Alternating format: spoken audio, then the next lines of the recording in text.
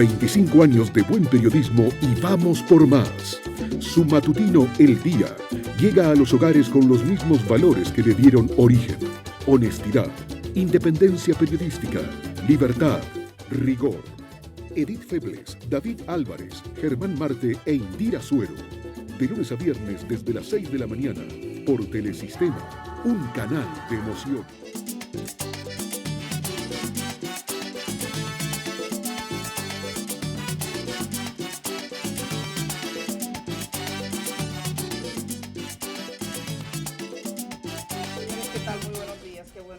Esta mañana encontrándonos de nuevo, agradecidos como siempre y honrados de poder compartir la jornada, iniciando una nueva semana. Agradecemos a toda la gente que desde hace rato está aquí, que comenzaba con Indira Suero. Buenos días, Indira, ¿cómo estás?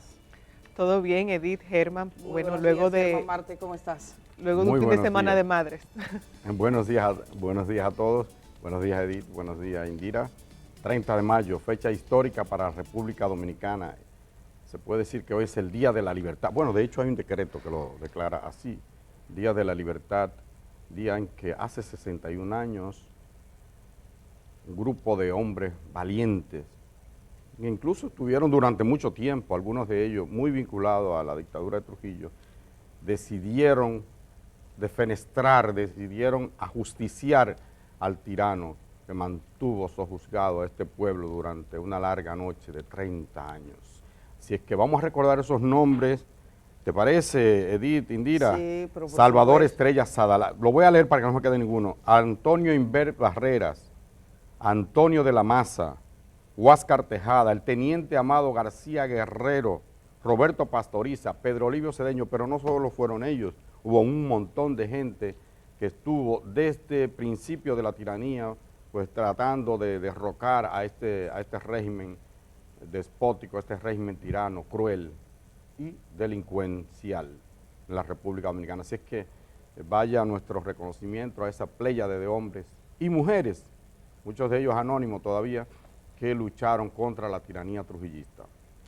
Así es, hoy nosotros vamos a recordar, casi al final del programa vamos a recuperar una entrevista que hizo el periodista Uchilora a Inver Barreras, que falleció en el año 2016, falleció Inver Barreras, precisamente en mayo. Inver Barreras fue uno de los dos sobrevivientes de los héroes del 30 de mayo. Fue un militar dominicano y mucha gente llegó a tener esa historia. En la página, en el canal de YouTube de nosotros del día. Está completa la entrevista. Está completa la entrevista, nosotros vamos a pasar prácticamente completa, pero debo decir que acumula poco más de 3 millones de vistas. Sí. Debe ser el material más visto. A la gente le interesa conocer lo que ocurrió, lo que pasó. Entonces hoy vamos a tener eso. Y si no lo han visto, solo tienen que entrar a YouTube, ponen El Día o ponen Uchilora, Inver Barrera y lo van a encontrar. Y hablando de la plataforma, vamos a preguntarle a Indira, ¿cómo andamos a esta hora de la mañana, Indira?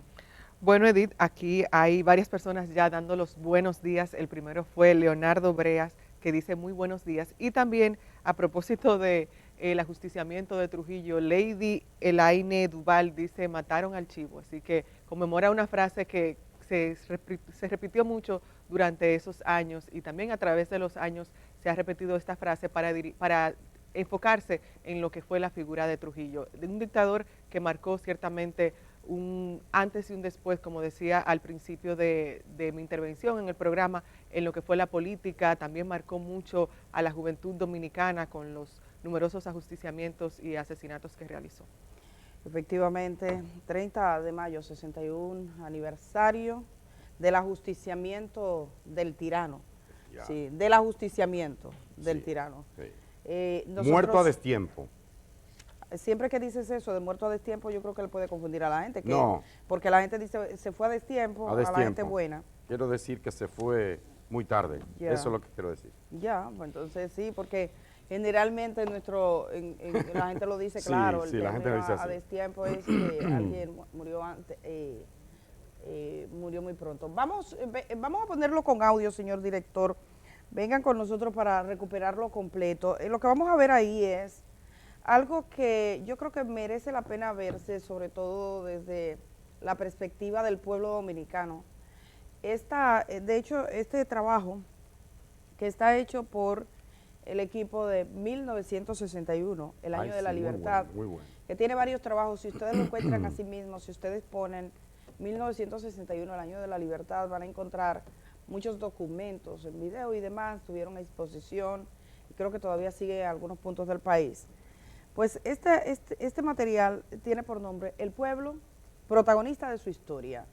Es decir, no pensando no, que Trujillo, que lo que hicieron los héroes, que está muy bien, sino el pueblo dominicano, cómo fue ese 30 de mayo y cómo fueron los días siguientes, y de alguna manera nos pone en contexto de cuál era la realidad de una época donde prevalecía el culto a la personalidad de Trujillo, que se ha convertido en un mal que sigue para mucha gente en el ámbito político, el robo, la corrupción, que nosotros vemos cuánto nos cuesta, y el también, autoritarismo.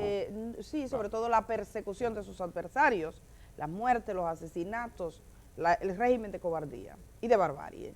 Vamos a ver entonces El pueblo, protagonista de su historia, del equipo 1961, año de la libertad. En República Dominicana, el 1961 fue un año tan importante, el año de la libertad. Desde 1930, el país padecía una larga dictadura, una de las más sangrientas que ha sufrido América. No era una tiranía común, era una que controlaba casi toda la riqueza que producía el país. El dictador Trujillo usaba el terror no solo para deshacerse de sus opositores, sino para adueñarse de la industria y controlar mediante monopolios la producción nacional. Trujillo era muy corrupto, usaba el Estado y sus leyes para desarrollar sus negocios y así se hizo ultra rico. Era además criminal, no permitía oposición. Luego de muchísimos intentos y mucha gente asesinada y desaparecida, la noche del 30 de mayo de 1961, Trujillo fue ajusticiado. Pero la dictadura no cayó inmediatamente. Trujillo controlaba todo, incluyendo las elecciones. Como ya estaba muy desacreditado en el mundo por ser un dictador, había puesto un presidente títere. ¿Títere? Quiere decir que no manda. Mandaba a Trujillo y tenía un presidente que obedecía. ¿Y ese quién era? Joaquín Balaguer.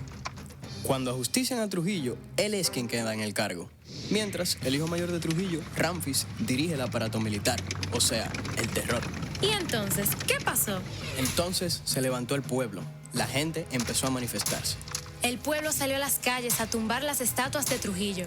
No había lugar donde no existiera una, a veces demasiado grande. La gente las desprendió, las arrastró y las machacó. Balaguer se dio cuenta del ambiente, así que intentó mantener la dictadura bajando los precios de los artículos de primera necesidad. ¡Qué gran idea! Bajó la leche, el agua, la carne, el aceite de cocinar, bajó hasta la cerveza.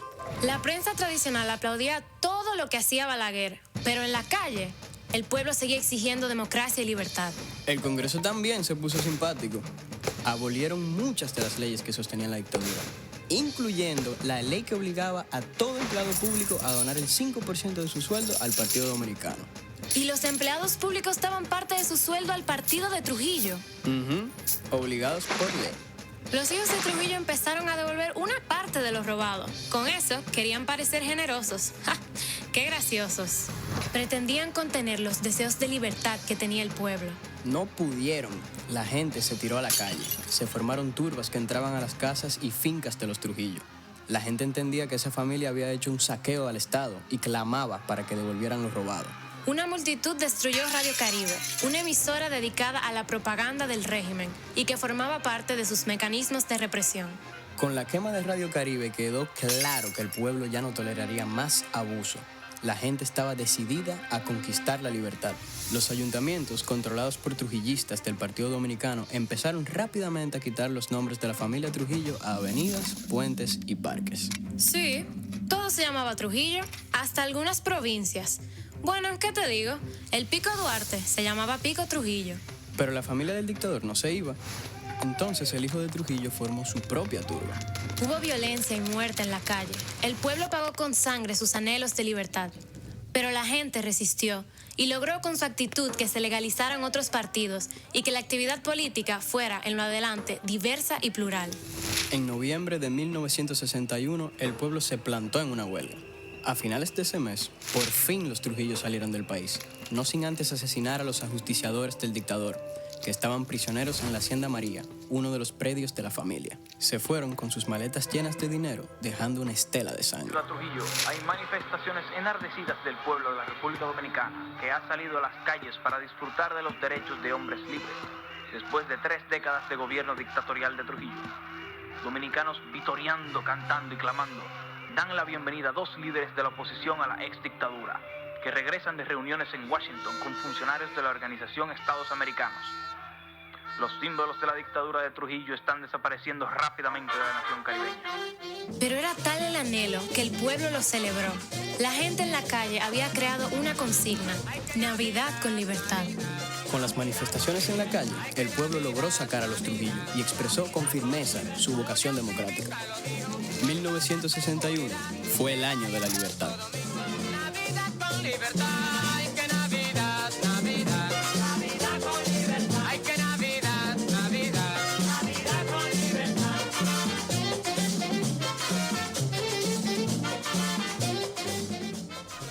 Más adelante vamos a recuperar parte de esa historia, yo creo que tan necesaria, donde prevalecen todavía algunos signos del trujillismo, mucha gente que se cree un Trujillo allí donde manda, en los pequeños espacios. Entonces, el culto a la personalidad, por ejemplo, la idea presidencialista del Estado, muchas de los signos que tenemos, por ejemplo, y la corrupción que en República Dominicana fue muy difícil conseguir un régimen de libertad que además no tuviese impunidad. En muchos países, muchos hechos acontecidos todavía hoy se siguen juzgando, años después. Uno ve lo que pasa en Argentina, lo que pasa en Chile. En República Dominicana ni siquiera los asesinos de las hermanas Mirabal tuvieron un régimen de consecuencias plenas. Entonces eso se traduce, por supuesto, en una historia de impunidad que República Dominicana está luchando todavía para que no prevalezca. Hay gente que juega al olvido como si fuera una cultura. Hoy vamos a tener, como les decíamos antes, esa conversación de Uchilora, que debe ser uno de los materiales más vistos del programa El Día en sus 25 años. Hay que felicitar también a Patricia Solano y a Juan Miguel Pérez, que son de los que han elaborado ese material que ustedes han visto. Hay una serie de trabajo tanto para YouTube como escrito en el periódico Hoy. Ha estado saliendo esta serie en 1961, el año de la libertad. Es importante que los jóvenes, sobre todo los más jóvenes, conozcan este material, que lo conozcan. Por favor, yo les pido que lo vean, que traten de digerirlo. Es sencillo, no hay que ser un gran historiador, ni es difícil. ¿Tú sabes por qué? Porque eso se puede repetir, porque a Trujillo hay que matarlo todos los días, incluso dentro de nosotros, porque la cultura es más difícil de cambiar que un gobierno o que un sistema económico. La cultura es lo más difícil, porque se manifiesta de manera imperceptible. A veces tú dices, no, pero yo siempre lo he hecho así, y lo ve como normal, algo que es aberrante, que es negativo. Como por ejemplo, usted tratar de imponer su criterio a la fuerza, como por ejemplo usted tratar de maltratar al que difiere de usted, como por ejemplo robarse lo que no es suyo, imponer a la mala un negocio que no está bien. Eso hacía Trujillo, todas esas cosas le hacía Trujillo. Así es que es importante y hay que celebrar este día, hay que celebrar ese ajusticiamiento. Que yo insisto fue tardío, pero las cosas son cuando son, Indira. Sí, quería comentar brevemente que a propósito de lo que dices, de que las nuevas generaciones pues tienen que saber y conocer quién fue Trujillo y cuáles fueron los daños que causó a nuestra sociedad, que todavía estamos viendo hoy. Hubo un trabajo muy interesante que vi en el periódico Listín Diario, si no me equivoco, que hablaba sobre el estado de esas edificaciones que marcaron también lo que fue todos esos años de dictadura de Trujillo. Por ejemplo, hablaban de la Casa de Caoba, también hablaban sobre una casa veraniega que tenía en San Cristóbal. Y yo siempre he pensado, en cierto modo, de que se podría rescatar tal vez esos lugares, no obviamente para exaltar el culto a Trujillo, sino como realizan, por ejemplo, en países como Alemania, que tienen esos campos de concentración, que la gente puede ir, visitarlos, conocer de la historia, conocer de los ataques, todos esos asesinatos que se cometieron en masa en Alemania. Aquí se podría hacer algo similar, pienso, se tienen esas edificaciones abandonadas, y así hay muchos sitios que están abandonados en el país que fueron parte de esa época de Trujillo, que se pudieran, digo yo, recuperar para mostrarle a esa juventud también sobre cómo fue esa dictadura, qué tanto sufrió el pueblo dominicano. Entonces siempre he pensado eso. Aquí en cierto modo se trata de ocultar esa parte de lo que fue la dictadura de Trujillo. Obviamente hay mucho dolor todavía en el pueblo dominicano,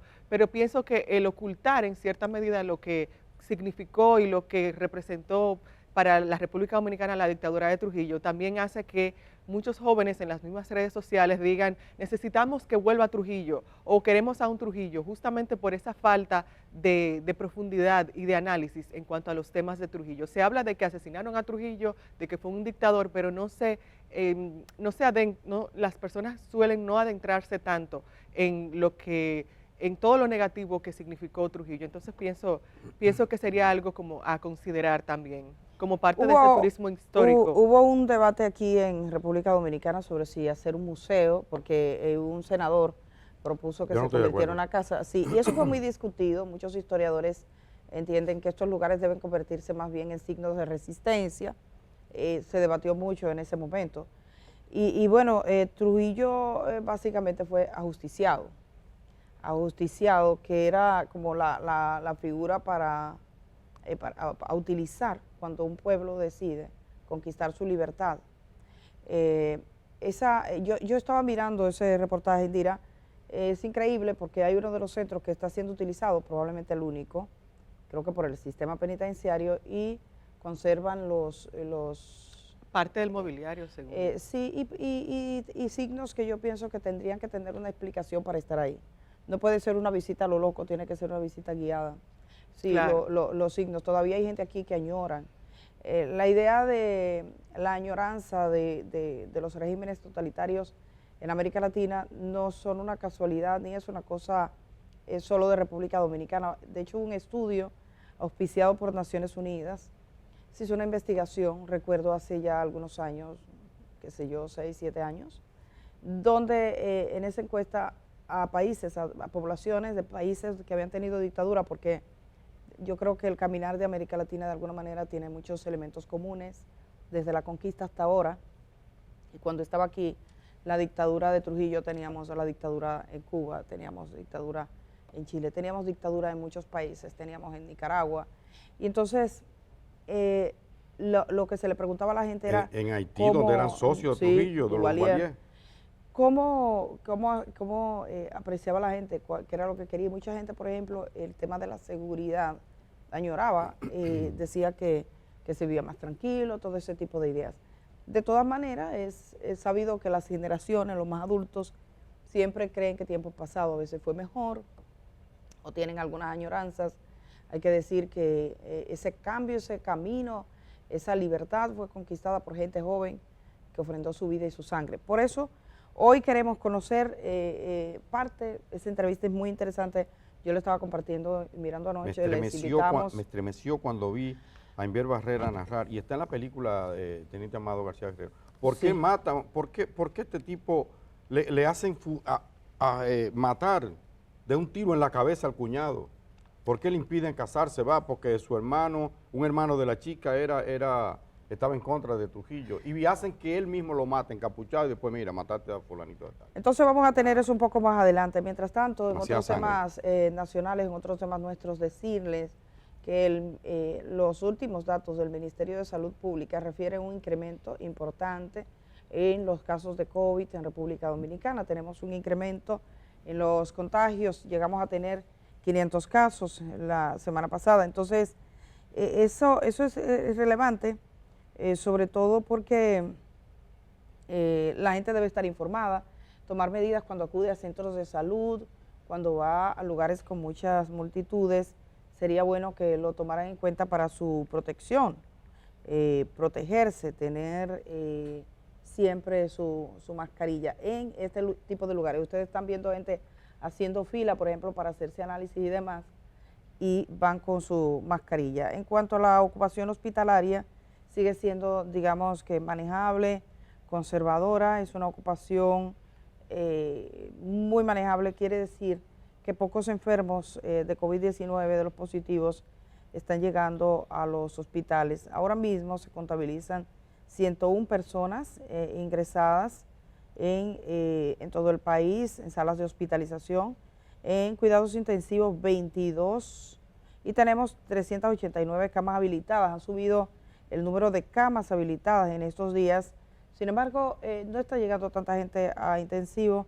Tenemos 24 personas con ventiladores. Ahora, de todas maneras, yo voy a mirar, estoy mirando las estadísticas que todos los días se actualizan.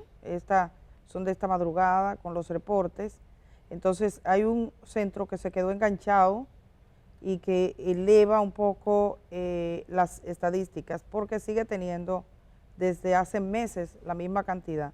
Bueno, sí, efectivamente, el materno infantil de Santiago, está ahí sin modificar su estadística y eso agrega en las estadísticas nacionales, cuando uno ve en tiempo real, está agregando. Yo no sé por qué no se actualiza el materno infantil de Santiago, que dice que tiene 30 camas de hospitalización en uso. Eso no puede ser verdad, no tiene lógica con las demás clínicas, pero además lo estoy mirando por semanas, ya llevo 3 semanas verificando que ahí es que está el punto de la diferencia que algunos medios han notado, que dicen por qué Salud Pública está dando unas estadísticas y luego encontramos que que están en tiempo real, en el sistema que existe, esa plataforma que he estado haciendo uso desde casi inicio de la pandemia, está más alto, y es porque el centro materno infantil tiene 30 camas siempre ocupadas, las mismas 30, y 6 camas de intensivos y 8 ventiladores en uso. Yo tengo serias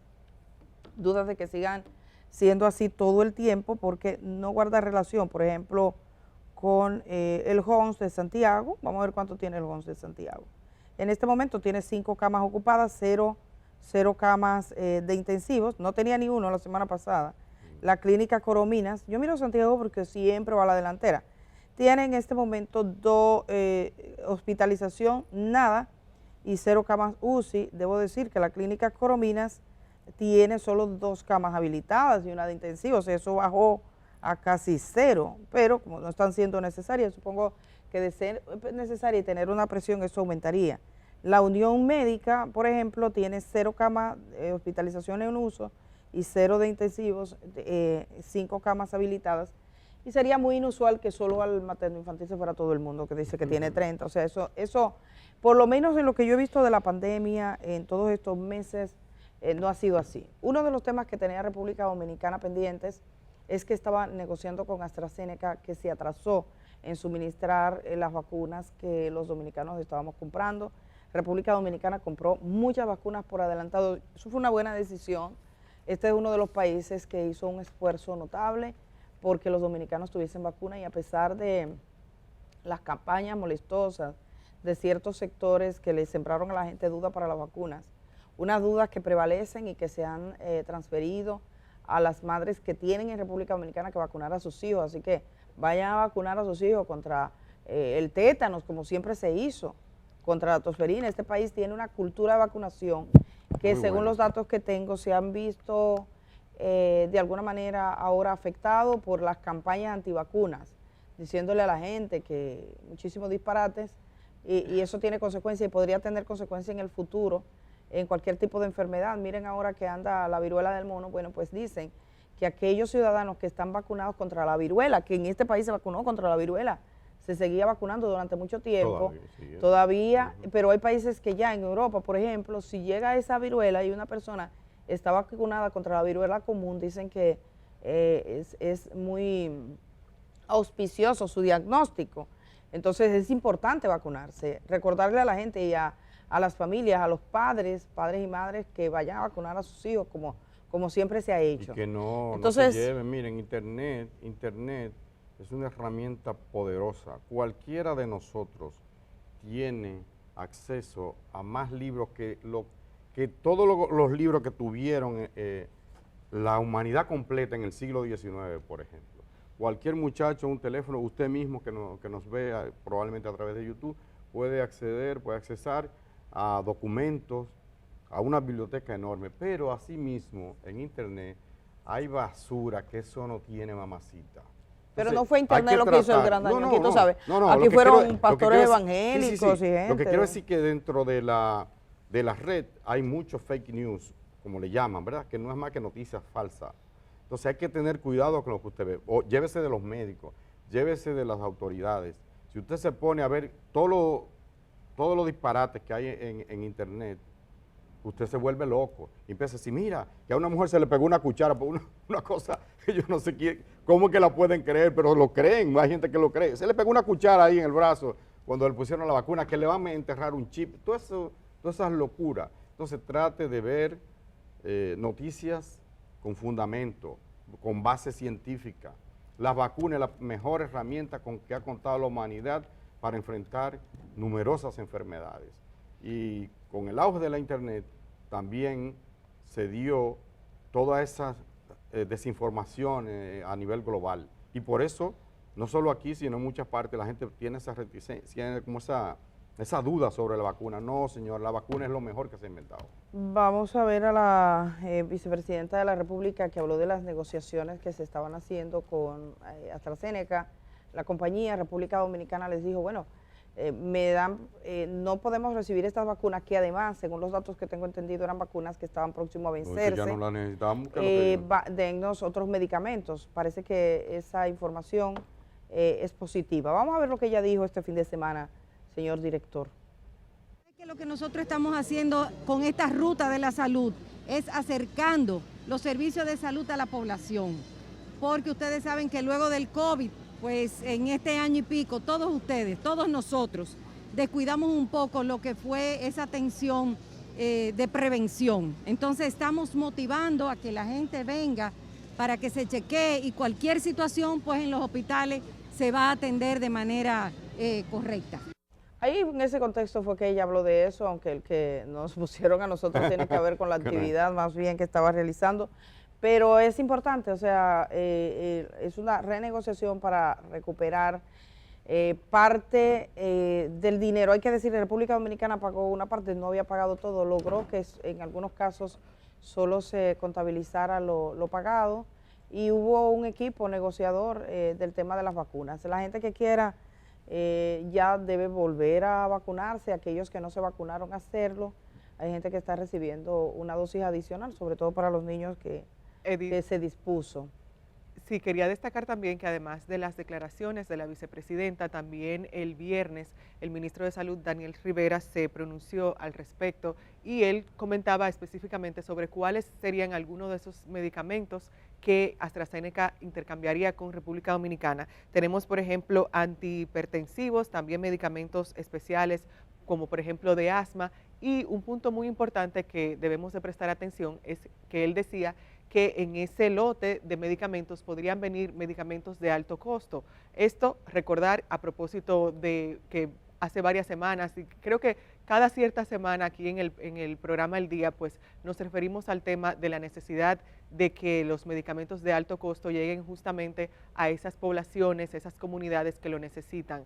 Así que hay que prestar atención a esta información que da el ministro de Salud, Daniel Rivera, sobre el tipo de medicamentos que vendría aquí a República Dominicana, en especial por los medicamentos de alto costo. Miren, quiero hacer referencia a un tema que este fin de semana escribía varios Twitter sobre una situación que se produjo.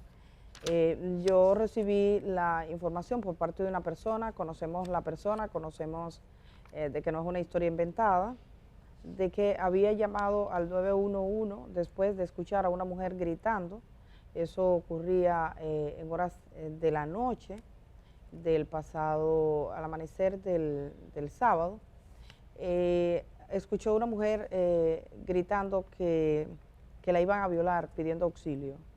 No era en su residencial, sino en un bloque distinto, vecino. No sabía exactamente qué casa era, pero estaba escuchando eso. Cuando llamó por primera vez al 911, lo hizo aproximadamente poco después de las 2 de la mañana. Le tomaron los datos y también dijeron que iban a mandar una unidad. Los gritos siguieron, hizo una segunda llamada. En esa segunda llamada le dicen que el equipo está trabajando. Volvió a llamar una tercera vez, ya cerca de las 3 de la mañana, y le dijeron que no llamara más, porque las unidades estaban asistiendo, estaban en camino. Una hora. Casi una hora es lo que pasó. Los gritos que define, primero la mujer pidiendo auxilio, después dijo que le habían dado un tiro, se escuchó un golpe seco, no sabe si es de un arma, no le quedó claro si es de un tiro, pero era un golpe seco, dice, se escuchó el golpe, se escuchó el grito de la mujer, posteriormente escuchó a 2 hombres discutir que decían que tenían que irse, y se escuchó el movimiento de una motocicleta que se apartaba y ya no se escuchó nada más. Esta persona, por supuesto, en la mañana amaneció preocupada por el destino de esa señora, saber qué fue lo que pasó, y por eso se comunicó conmigo. Se había comunicado antes con una línea de asistencia del Ministerio de la Mujer, que es *212. En esa línea, generalmente, lo que ocurre es que reciben también los reportes de lo que pasa en la ciudad, como muchas de las instituciones que interactúan con el sistema de emergencia, y esta particularmente, tratándose de un caso de violencia contra la mujer, ellos no tenían ningún dato que dijera que este caso había ocurrido. Después de escribir esto, el sistema de emergencia 911 se puso en contacto conmigo, hablamos de manera telefónica. Ellos defienden saben a qué caso me refería, o sea, el caso es un caso.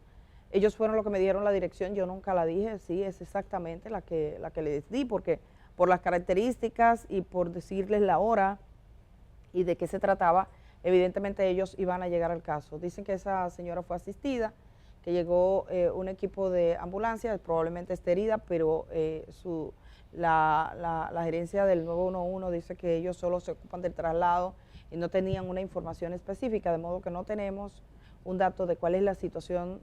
Yo lo estoy indagando, porque si fue un hospital público, pues se supone que debería existir un reporte de si fue violada efectivamente, por ejemplo, de si fue herida esa señora. Esos son de los tipos de temas que quisiera saber. Sí quiero agradecer que ellos ofrecieron recibirnos personalmente. Yo estaré visitando, no era posible hoy ni mañana, el miércoles. Muy bien, tú sabes, Edith, me preocupa mucho el deterioro que está presentando el 911.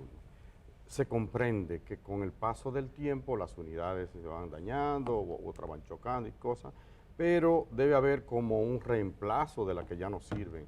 Hay que decir, uno de los puntos luminosos de la gestión de Danilo Medina, tan criticada, y que uno puede decir todo lo que quiera, pero ese sistema, ese servicio funcionó durante toda su gestión, desde que arrancó. Donde había un 911, tú podías contar con que había ambulancia, había policía y había una asistencia ahí, rápido.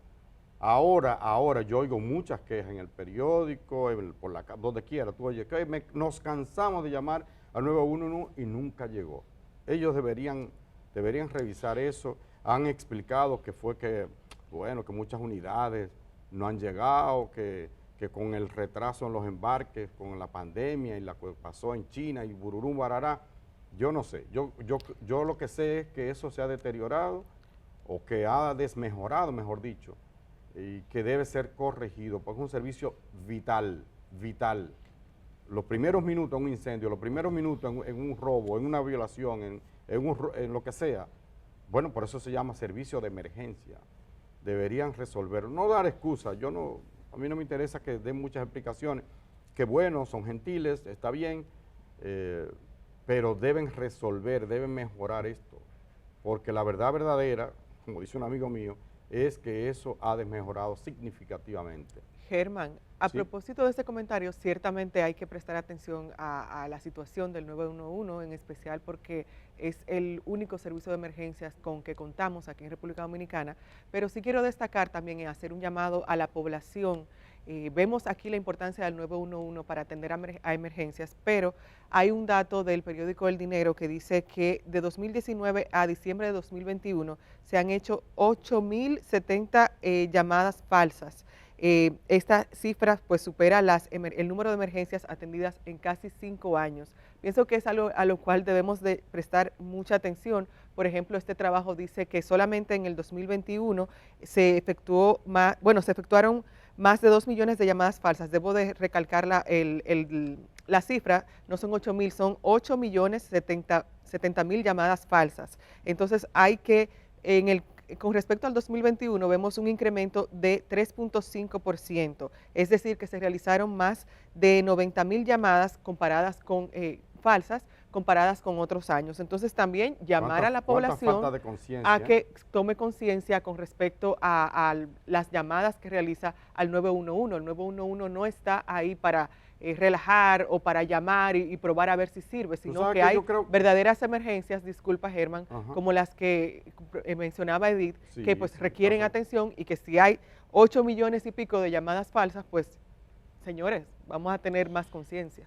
Yo soy partidario de que a esos que hacen llamadas falsas lo encierren y le den una libertad falsa durante un fin de semana por lo menos.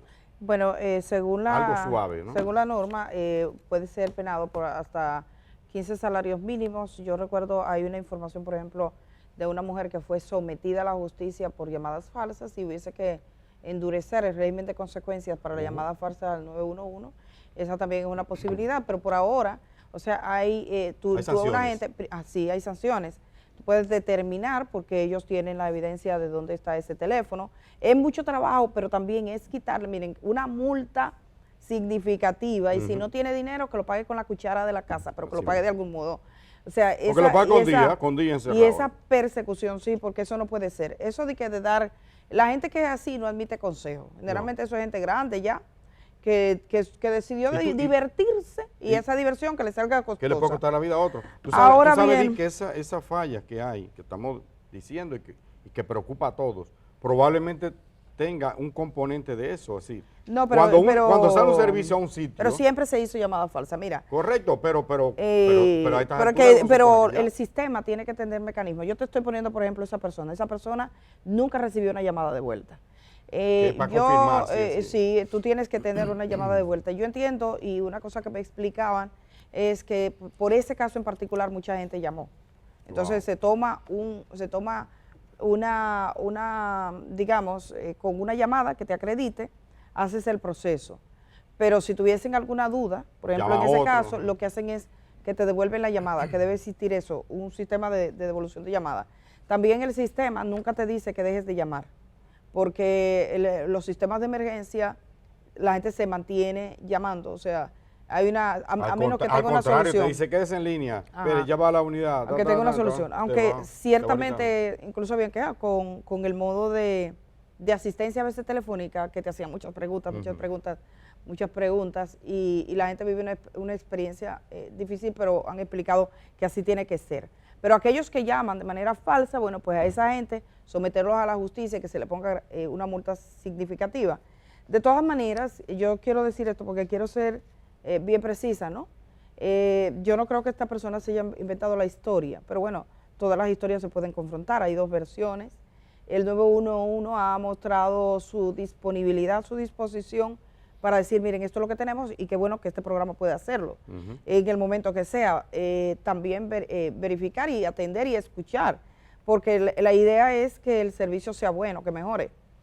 Yo veo en las redes, pero no necesariamente todo lo que se dice en las redes puede darte una idea final. Pero sí me preocupa que hay casos que antes uno no veía, que un accidente, particularmente en los temas de violencia contra mujeres, el sistema tiene que ser capaz de responder. O sea, eso es ineludible. Eso es una gestión ineludible. De modo que estaremos ahí, se lo contaremos lo que habrá pasado. Yo, como tuvo tantas reacciones, quise mencionárselo esta mañana. Muy bien. Indira y Germán, vamos a ir a la pausa porque la periodista Egna Liriana, que está en Colombia, se ha levantado muy temprano. Tienen una hora menos, creo. Sí, una hora menos. Sí, exacto, una hora son menos. Las 6 de allá. Exacto, y ella no trabaja de madrugada, ella se ha levantado para hablar con el día. Me escribí hace un momento y dice, ya estoy lista aquí. Vamos a ir a la pausa cuando regresemos porque lo que ha vivido Colombia ha sido histórico, ¿verdad? Sí, señor. Sí, esa es la palabra. Hacemos el cambio y regresamos de una vez.